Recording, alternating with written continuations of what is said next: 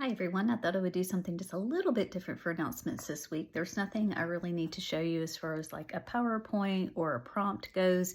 And so I just wanted to kind of give you an overlook of this week and just a few reminders. This week, we're going to be taking a look at social issues in poetry. So, in discussions, you're going to be talking about how social media has actually impacted poetry and modern poetry today. So, you're going to be taking a look at a quick video and then also this phenomenon called Insta poetry, and even having the opportunity to find some of it yourself and to share. Now, it's really easy to find Insta poetry out there. If you just Google it, it'll pop up. Just trust me on that. And so I hope you have a little bit of fun with that and just are willing to share something that you found very interesting or that you like yourselves.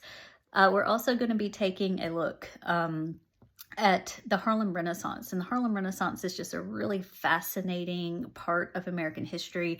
It was a time when really Black culture really started to explore the arts. And so it was this explosion, not just in poetry, but in music, art, all types of different writing, and it's really influenced artists all the way up until today. We are going to be taking a look at least three different poets. Langston Hughes is actually one of my favorite poets of all time, and so I really hope you enjoy his work.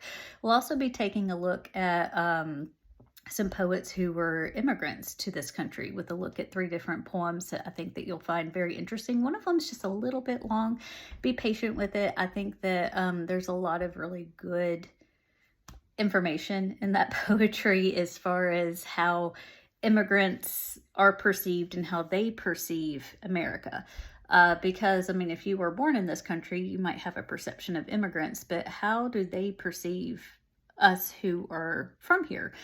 And I think that it's really just a fascinating look into how they view American culture, and in turn, how we might need to be viewing ourselves.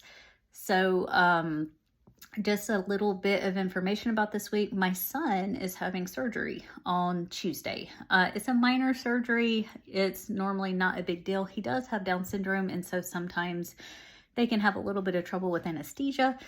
We didn't know he was going to need surgery until last week. So sorry, this is last minute for me, last minute for you. But all that to say, it's Tuesday afternoon at 3 o'clock. And so if you need me for anything and it just seems like it's taking me a little bit longer to get back to you, that's why. I like to give you why. I don't want any of you to think, oh, I need some help on this. I've reached out to her and she hasn't gotten back to me. Tuesday afternoon and Wednesday, it just might take me just a little bit longer to get back to you, but I promise you, if you do need something, I will get back to you within 24 hours. As I said, it's a minor surgery, so hopefully no complications. In the past, kiddos with Down syndrome can have a little bit of more trouble with anesthesia, and so just as a heads up to y'all, just in case I don't get back to you right away about something, that's the reason. So Thursday, I'm not anticipating any problems by then. And so if I haven't gotten back to you by Thursday, just shoot me another message and I'll be happy to take another look to make sure I didn't miss anything. But as always, if you do need some help, especially as you start these poetry projects, I gave you the prompt last week. So make sure you go back and watch week 2's video just for my thoughts on that poetry project. But I just want to really, really emphasize that I'm not grading your poem on whether it's good or not. Some people are naturally gifted with poetry. Some people have to work at it. At the end of the day, poetry is an expression of what is going on in your head. The thing that I loved our discussion last week on Emily Dickinson, and I want to piggyback on that for just a second. There is a lot of speculation as to why Dickinson wrote the way she did. And one thing that I pointed out in a lot of your posts that I really want to emphasize is that she never meant for those poems to see the light of day. They were written for herself. She would write them on the back of grocery receipts or whatever she had around the house. They were meant for her and her alone.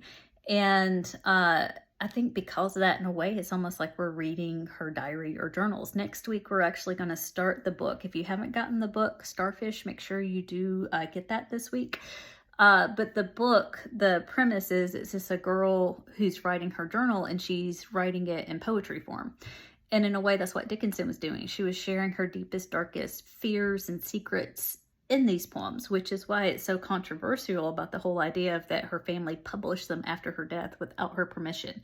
I mean, she specifically said, please destroy these. And they didn't. And so I think I think you almost have to read her poetry with that in mind, that she never meant for you to be reading it. These are like her most innermost thoughts and most intimate fears. And so, yeah. And I think that is just a really good insight into Dickinson. I mean, she was expressing, she had a great fear of death, and there were so many people around her and her loved ones who passed away, that I think it was natural that she was writing a lot of poetry where death was the theme, and her wondering what was in the hereafter.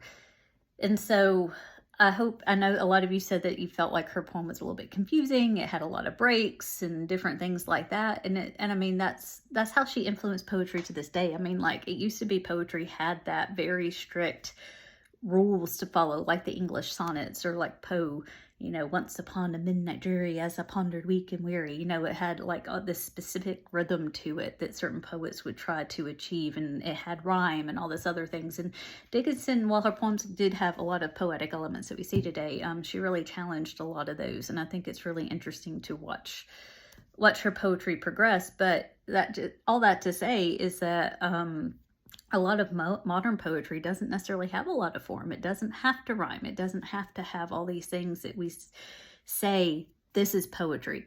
I want you to play around with this and have fun with it. And whatever you feel inspired to write, that is going to be fine. Just what I'm really going to be taking a look at is that second part. Like, what was your exigence? What do you want your audience to get out of it? What was your, process in writing it? And it's okay in this paper, totally is okay to say, I started to write this poem and I got writer's block, so I had to go play video games for half an hour to try to reset my mind. And guys, that's perfectly okay. There's actually science behind that. If you get stuck writing or on really any task, if you've ever read the 7 Habits of Highly Effective People, they talk about how our activities can almost be defined by 4 quadrants. Like, quadrant 1 activities are things that we have to do and they have a time limit and we must do them. Quadrant 4 activities are things that we just enjoy doing. And science actually shows we need those quadrant 4 activities. The problem is when we get stuck in quadrant 4, but and like go down the rabbit hole of like watching TikTok videos for 2 hours, that's not very productive. But it can be productive if you're stuck and have writer's block, to go and do something like take a 15-minute walk, or eat a light snack, or go down the TikTok rabbit hole for 15 minutes. It can actually reset our brains so that way we can actually be more productive. So I highly actually recommend doing that. It's actually more productive than like beating your head against the wall and trying to bring forth creativity when it's not coming forth. So you have my permission to do that. So just don't get stuck. I do that. For me, it's like episodes of The Big Bang Theory. I can sit down to watch one and all of a sudden I've watched like half of season 3. It happens. But if you do need some help with this poetry project, don't hesitate to reach out. Make sure you get Starfish by next week. I don't care if you rent it from the library, you get the Kindle version, whatever. And I know it seems like overwhelming. I have you reading like the whole book. I read that book in about an hour and a half. So when you get it, just realize it's written in poetry form. Like, it's not as many words as you think it is when you get it. So I don't want you to panic and think, oh my gosh, this is too much. It's a really quick and easy read, I promise. A little bit more than we have been doing in the past, but if you want to go ahead and get it and maybe get a head start on it, then please feel free to do so. Anyway, I hope y'all have a good week. And as I said, if you need anything, feel free to reach out. I'll be here, just maybe not as quick to respond on Tuesday, Wednesday. But I've really enjoyed just seeing all of your responses and your participation. I really appreciate it. An online class is hard and y'all are doing so fantastically well. And I couldn't be happier with how wonderful all of y'all are doing. So thank you very much.